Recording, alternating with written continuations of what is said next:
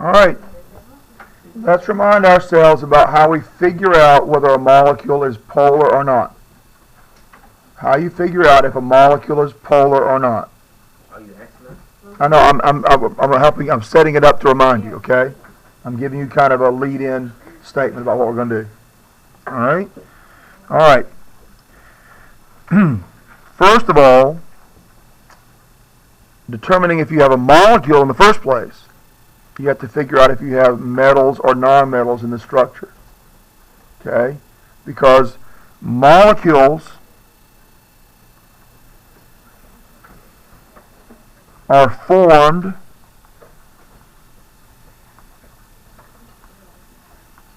between non-metal atoms, mostly. There are some exceptions to that. They're mostly formed between non-metal atoms. Okay? So you have to know where the nonmetals are. You need your test references every day. We're going to look at it again. If you don't have your test references out, get them out. If you don't have your test references out, get them out now.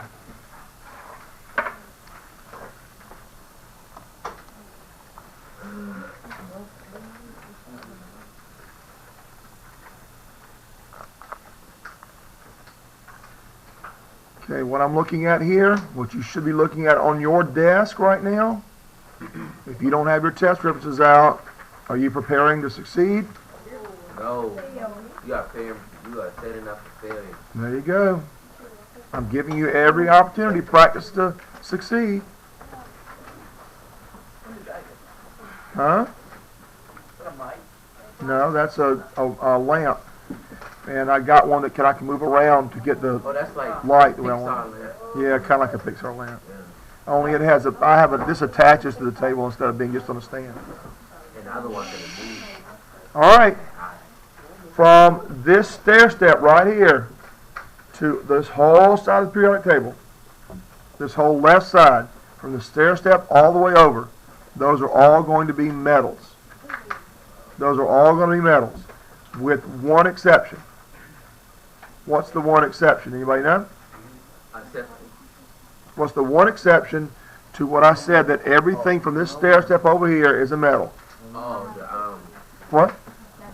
Hydrogen. Hydrogen is the exception. That's a non-metal. So when we were first discussing the way the periodic table is arranged, we said that sometimes hydrogen belongs better right here. Well, this is one of those times. When we're talking about metals and non-metals, hydrogen is best placed right here because we consider that to be a non-metal. Does that make sense? Yes. All right. So everything over here is non-metals, including hydrogen right there. So molecules, for the most part, are combinations of these atoms right here and no others. Well, of course, you've got to include hydrogen. Okay? Any questions about that? Uh-huh. All right. So the first thing you got to do is make sure you know when you have non-metals bonding together to figure out if you have a molecule. Okay? Oh, I missed something. Then you have to know if you have a polar bond or not. Polar bond, question mark. Well, you need your references again, because your references include this periodic table of electronegativity. Okay? And we figure out polarity of bonds using this periodic table of electronegativities.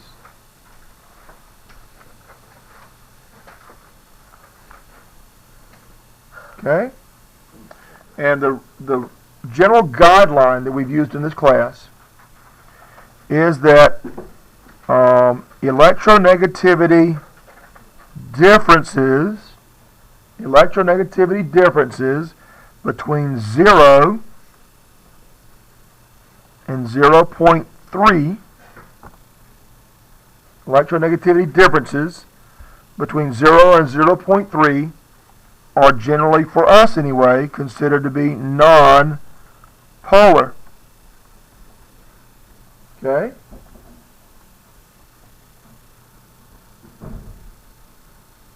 And electronegativity differences between 0.5 and 1.5 for us in this class are generally considered to be polar.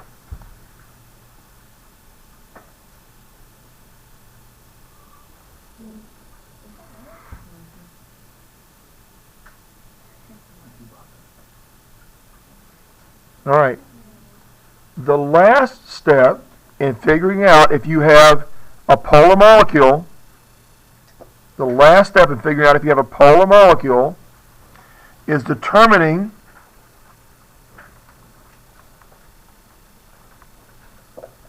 if polar bonds are unevenly distributed.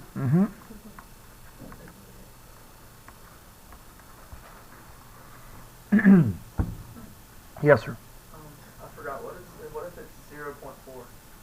That's that we don't know range, and I generally kind of stay away from that for you. I try to put in that. And the only exception to that is if I have a 0.4 in a molecule that has another 0.4 and they're all headed in the same direction, then they're additive.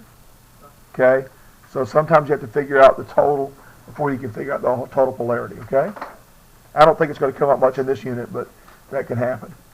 We did it in unit 4. All right? So the rule we had for determining if a molecule is polar. And remember, this is a rule for us at this time, at this stage in your career, and not for all time, because there are a lot of other things that affect polarity.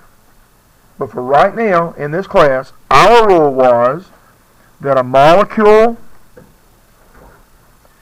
is polar if it has polar bonds and so it has to be both. It can't just be one. It has to be both.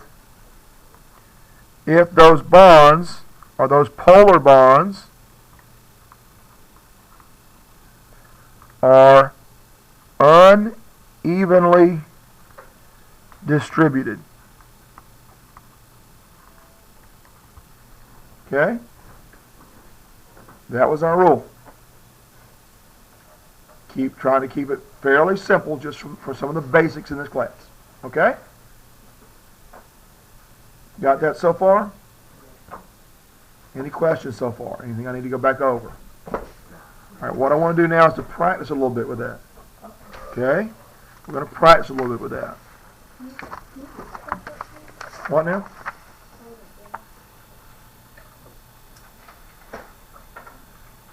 Who was that asked me that? I couldn't tell. Oh. My dad wasn't finished. Okay, you got it now? Okay.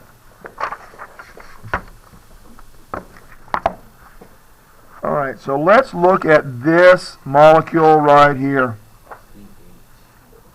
Let's look at this molecule.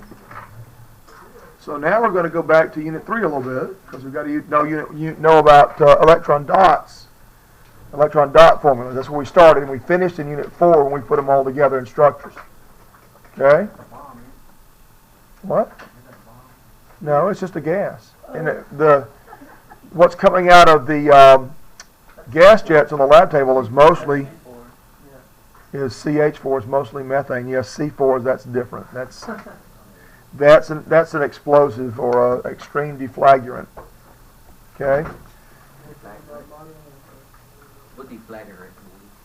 Well, in chemistry, you've got really two different kinds of things that can cause explosions, and that actually goes beyond that. But you have chemicals that are explosives in their own right, meaning they can explode without oxygen, and then you have those that only burn really, really fast to create an explosion.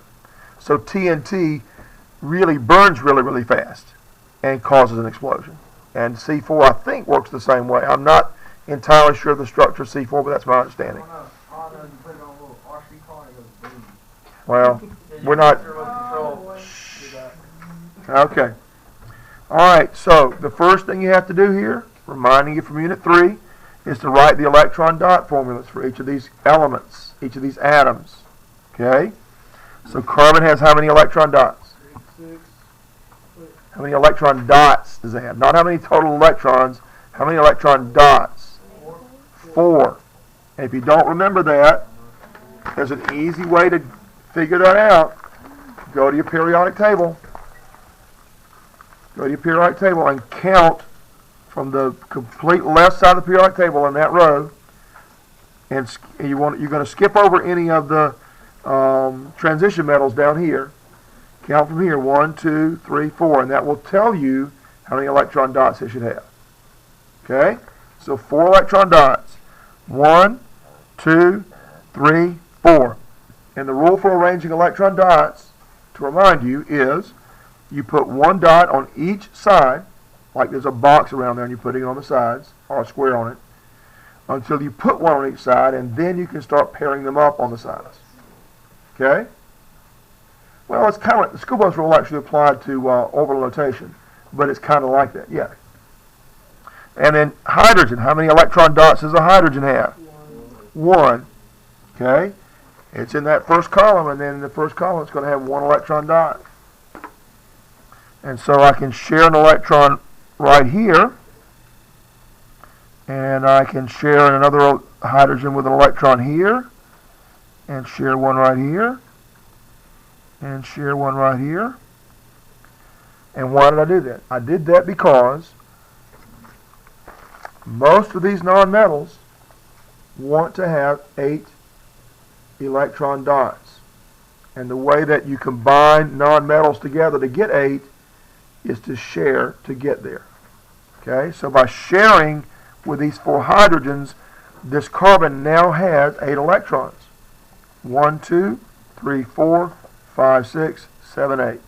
Started with 4, and it shared 4 more. Okay? Now hydrogen, on the other hand, going back to Unit 2 now, hydrogen only has 1 primary energy level. And in that first primary energy level, there is only an S sublevel, and S sublevels only have 1 orbital, and 1 orbital can only have 2 electrons. So it is full. Hydrogen has all the electrons it wants when it has the electron configuration of helium with only 2 electrons. So each hydrogen now has 2 electrons. Okay? So hydrogen wants 2. Most of all the other nonmetals want to have 8. Okay? Do you have a question? Okay. So that's our electron sharing arrangement. We went from electron dot formula to electron sharing arrangement. Now we're ready to do a Lewis dot formula. Okay? Lewis dot formula, we take those shared electrons and squeeze them together in between the symbols for those atoms. Okay? We're squeezing those electron dots in between the symbols.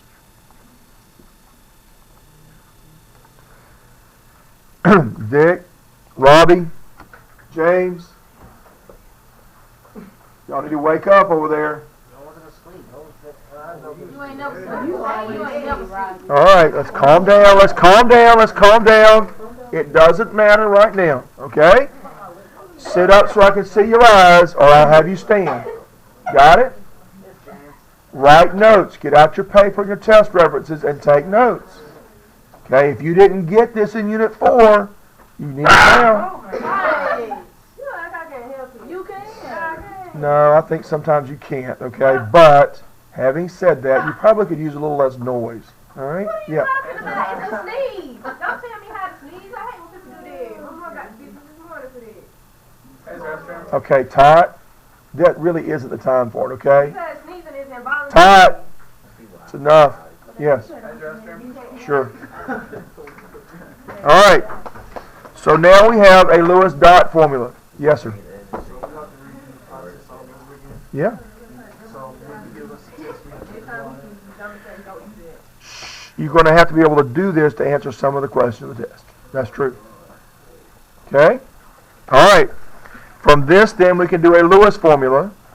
We don't really need the Lewis formula to get the three-dimensional structure, though. So, for right now, I'm going to skip the... Does everybody remember how to do a Lewis formula? You replace shared pairs with single lines? Okay.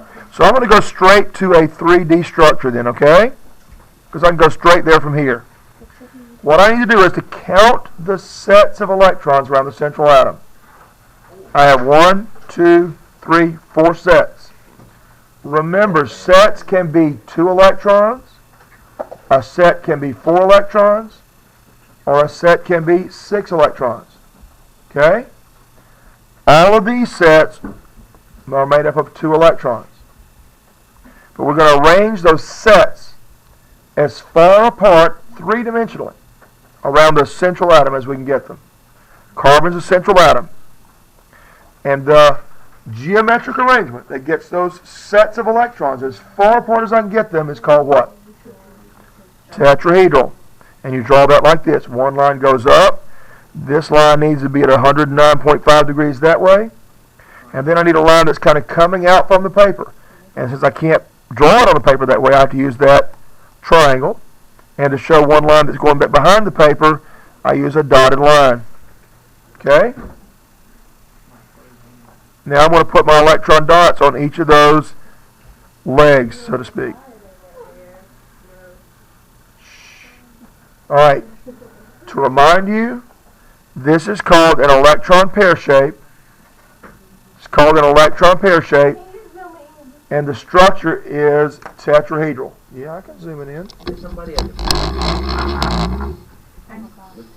What? Somebody at the back. Somebody's at the what? There's somebody at the back. I said a little bit here. I can see that.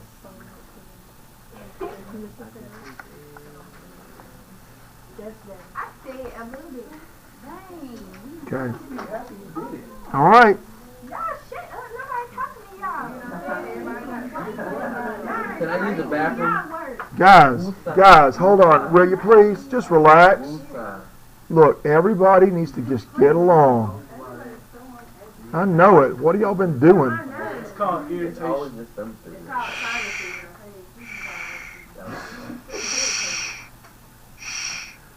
What'd y'all eat for breakfast? Or maybe what did you not eat for breakfast? Oh, it's Maybe you didn't eat breakfast. This is what we got in our face right now. All right, listen. Please listen. Please don't let me start sending people to ISS because I can't get you to settle down. Mr. Taylor, quick question. Yes, sir. So Skylar get back to Lyn's bathroom. Yes. All right.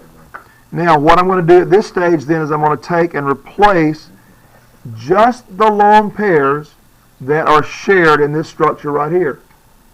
I'm going to take and replace only the lone pairs that are shared in this structure. Okay? Now, you should be doing this in pencil because you have to erase things. Okay? So I'm going to have the same structure here, three-dimensional structure drawn here. Okay? And I've got lone pairs on here.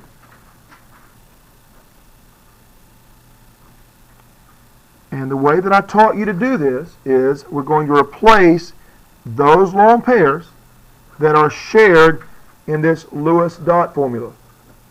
So in this case, all 4 sets of lone pairs are shared. So we're going to replace all 4 of these. Now sometimes you don't replace all of them.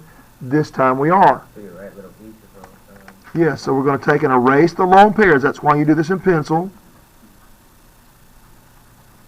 And in this particular case, we replace all 4 of those with the symbol for the atom that's sharing those electrons. Now, since there are no more lone pairs, we're done with this series as far as drawing it. We're not done with figuring out our problem. We're done with this part. Okay? Now, since where's the thing I just did? Oh, I'll put it underneath. Since to have a polar molecule, well now see, I can't see all that. So, to have a polar molecule, I have to have both polar bonds and an uneven distribution. This is not unevenly distributed. Yeah. So regardless of the polarity of the bonds, regardless of the polarity of these bonds, this cannot be polar because it's not unevenly distributed. Does that make sense? Our rule says it's got to be both. If it doesn't meet either one of those elements, having polar bonds and uneven distribution, it can't be polar. So this is a non-polar molecule.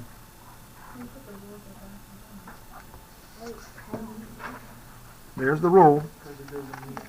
It doesn't meet the What? necessary requirements to form a polar molecule. Therefore, it's non-polar.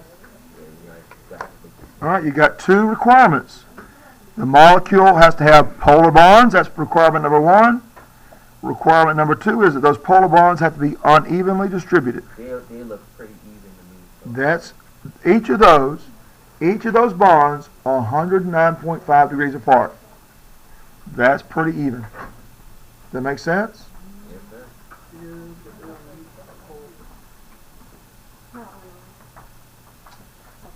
Studies. I was careful these kids studies.